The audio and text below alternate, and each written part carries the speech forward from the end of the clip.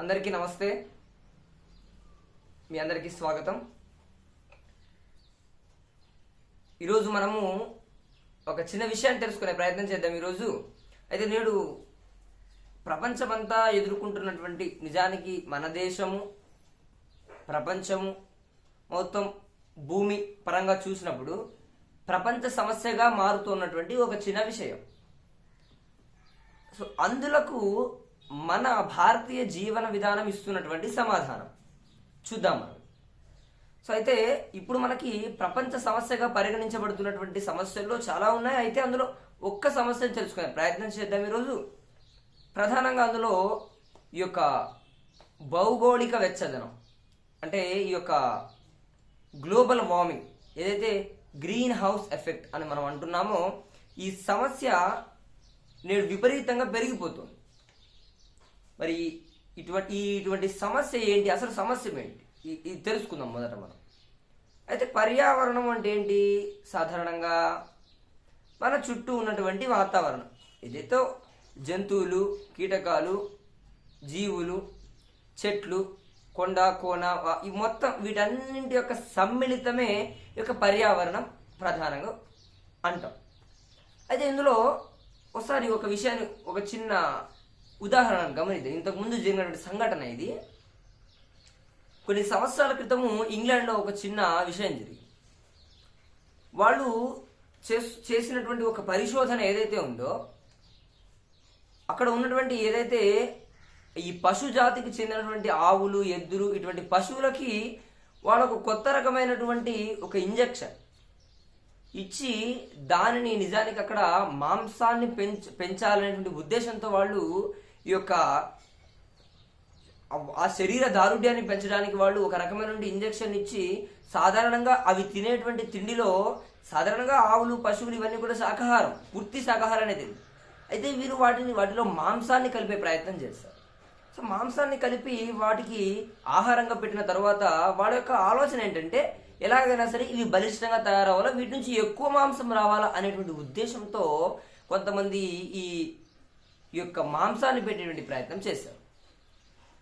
వాళ్ళు అనుకున్నట్టుగానే ఈ ప్రయోగం ఫలించింది.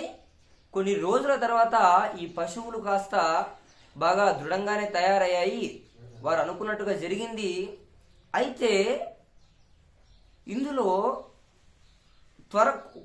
కొన్ని నెలల్లోనే వాటికి ఆ యొక్క మస్తిష్కానికి ఒక రకమైనటువంటి వ్యాధి సోకింది వాటికి, ఈ పశువులకి. అందుకే దానికి ఒక పేరు పెట్టారు, మ్యాడ్ కౌ అనేటువంటి ఒక పిచ్చి పట్టినట్టుగా ప్రవర్తించారు. ఆ తర్వాత అటువంటి పశువులను వాళ్ళను వధించి వాటిని తినడము, సో ఆ మాంసాన్ని తీసుకోవడం, ఇదంతా కూడా పెద్దగా జరిగింది. అయితే ఇలా తీసుకున్న తర్వాత వీళ్ళకి కొన్ని రోజుల తర్వాత అర్థమైనటువంటి విషయం ఏంటంటే, పశువులన్నింటికి కూడా ఒక రకమైన పిచ్చి సోకింది, వాటికి ఒక రకమైన వ్యాధి సోకింది. ఎవరైతే అటువంటి మాంసాన్ని తినటువంటి వీళ్ళు ఉన్నారో వాళ్ళకు కూడా ఇటువంటి ఈ యొక్క సమస్య ముదిరిపోయింది. కాబట్టి వెంటనే అటువంటి పశువులన్నింటినీ కూడా చంపేసేయాలనేటువంటి ఒక వార్తను వాళ్ళు జారీ చేశారు. అందులో భాగంగా వాళ్ళు మొత్తాన్ని కూడా పూర్తిగా ఆ పశువులు, దాదాపు కొన్ని వేల పశువులన్నింటినీ కూడా చంపేయడం జరిగింది. ఆ తరువాత ఈ తయారైనటువంటి వాళ్ళు ఎవరైతే ఆ మాంసాన్ని తినటువంటి మనుషులు కూడా చాలా మంది పిచ్చి పిచ్చిగా తయారయ్యి రకరకాల వింత చేష్టలు చేయడం మొదలు పెట్టారు. ఆ తర్వాత అర్థమైంది ఏంటంటే, ఈ విషయాన్ని గమనించండి ఒకసారి మీరు, ఇందులో పశువులది తప్ప లేదా మనిషిది తప్ప, ఇందులో మీకే అర్థమవుతుంది. కాబట్టి వీళ్ళు పరిశోధన చేసి, అంటే ప్రకృతి ఎలా ప్రసాదించిందో మనము దానికి వికృతిగా మనం చేష్టలు చేస్తే ఏ విధంగా ఫలితం ఉంటుంది అనే దానికి ఇది ఒక చిన్న సంఘటన. ఇంకొక విషయం చూడండి ఒకసారి. 1947లో చైనాలో ఒక చిన్న విషయం జరిగింది. చైనాలో వాళ్ళ పావురాల సంఖ్య చాలా ఎక్కువగా ఉందని ఆ యొక్క ప్రభుత్వం చూసుకున్న తర్వాత, ఇక్కడ ప్రతి ఏడాది కూడా పంట తక్కువగా రావడానికి గల కారణం పావురాలే, ఈ పావురాలు ఎక్కువగా ధాన్యాన్ని తింటున్నాయి అనేటువంటి యొక్క కారణంతో ఆ ప్రభుత్వం ఒక వార్తను జారీ చేసింది. అక్కడ ఉన్నటువంటి ప్రజలందరికీ కూడా దొరికినట్టుగా పావురాలన్నింటినీ కూడా చంపేసేయండి, ఎవరైతే చంపి మా దగ్గరకు తీసుకుని వస్తారో వాళ్ళకి కొంత బహుమతిని ఇస్తాము అనేటువంటి ఒక ప్రకటన వాళ్ళు జారీ చేస్తారు. కాబట్టి ఎలాగైనా సరే పంట నుంచి దిగుబడి తగ్గిపోతుంది, ఎక్కువ ధాన్యాన్ని పావురాలు తింటున్నాయి అనేటువంటి ఉద్దేశంతో వాడు పావురాలన్నింటినీ చంపేయడం, పావురాలు దొరికిన పావురాలంతా కొట్టేయడం చేస్తారు. అయితే ఆ తరువాత 2 సంవత్సరాల తర్వాత మొత్తం ఆ పంట ఎంత వచ్చింది అనే దాన్ని ఆలోచిస్తే 100కు ఇంతకు ముందు 70% ఉంటే ఈసారి అది ఇంకా 50% పడిపోయింది. ఈ విషయాన్ని ఆలోచించారు వాళ్ళు. మరి 70 ఉండేది ఇంకా తగ్గడానికి గల కారణం ఏంటి అని ఆలోచిస్తే వాళ్ళకి అర్థమైంది ఏంటంటే, చివరికి ఆ పావురాలన్నీ కూడా ప్రధానంగా కీటకాలను తింటాయి. ఏదో 5-6 కొంత ధాన్యాన్ని తిని కీటకాలను ఎక్కువగా తినేవి, చెట్ల మీద వాలినటువంటి. ఒకటి వాటి ద్వారా దిగుబడి ఇంకా తగ్గింది.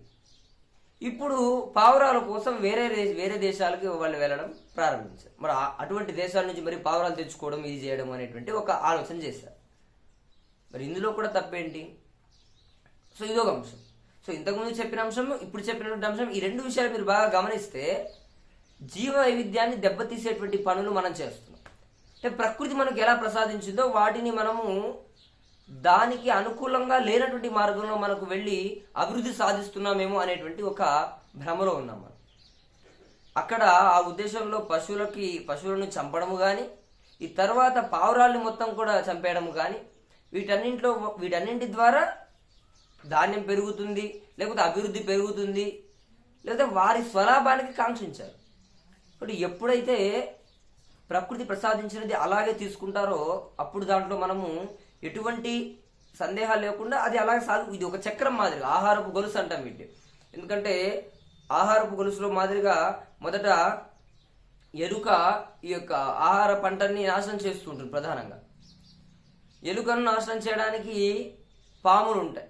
ఈ పాముల్ని మనం ఒకవేళ చంపేస్తే ఎలుకలు పెరిగిపోతాయి. పాములు ఎంత ఉండాలో అంత ఉండాలి. మరి పాములను కూడా ఎక్కువ కాకూడదు. మరి వాటి మీద ఆధారపడి గద్దలు, పెద్ద పెద్ద రాబందులు, ఇటువంటి పక్షులు ఉంటాయి, నెమళ్ళు అటువంటి. ఇక్కడ ఇది ఒక సైకిల్ మాదిరి, ఒక్కొక్కటి మీద ఒక్కొక్కటి ఆధారపడి ఉంటాయి. ఎప్పుడైతే జీవ వైవిధ్యం దెబ్బతింటుందో, ఈ ఆహారపు గొలుసు దెబ్బతింటుందో, అప్పుడు మొత్తం ప్రకృతి కూడా వినాశనం దారితీసేలా ఉంటుంది. కాబట్టి దీనికి ఈ ప్రకృతి మొత్తం కూడా ఈ జంతువుల గురించి చెప్పడానికి విషయం ఇది. ఇక్కడ ఇందులో భాగంగానే మనము మన చుట్టూ ఉన్నటువంటి పర్యావరణాన్ని, అందులో చెట్లను కూడా రకరకాలైనటువంటి వాటిని ఎక్కువగా విస్తారంగా నరికేయడం కానీ, అడవులలో ఎక్కువగా మంటలు చెలరేగడము, తర్వాత సముద్రాల్లో నీళ్లు లోతట్టు ప్రాంతాల్లోకి వచ్చేసి ఇది కావడము. కాబట్టి ఐస్ అంటే మంచుగడ్డ రూపంలో ఉన్నటువంటి నీళ్లు కరిగి లోపలికి రావడము. సో వీటన్నిటికీ కారణము భూమి వేడెక్కడము. ఇది ఏదైతే మనం గ్రీన్ హౌస్ ఎఫెక్ట్ అని అంటున్నాము, ఇది ప్రధాన కారణమే.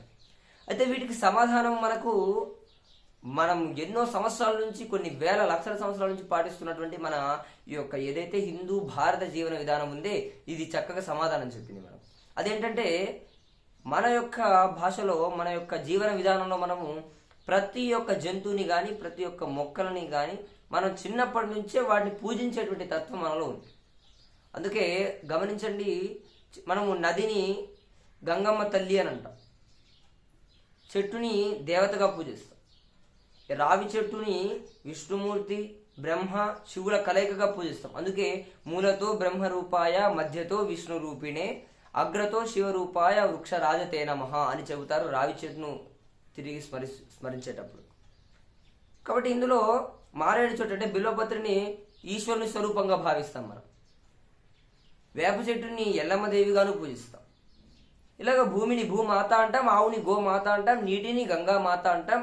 ఇలా రకరకాల కొండ, కోన, వాగు, వంక, చెట్టు, పుట్ట ప్రతిదాన్ని కూడా పూజించేటువంటి ఒక తత్వం మనలో ఉంది. తద్వారా మనం వాటిని నాశనం చేయడానికి అడుగులు వేసేటువంటి ప్రసక్తి లేదు.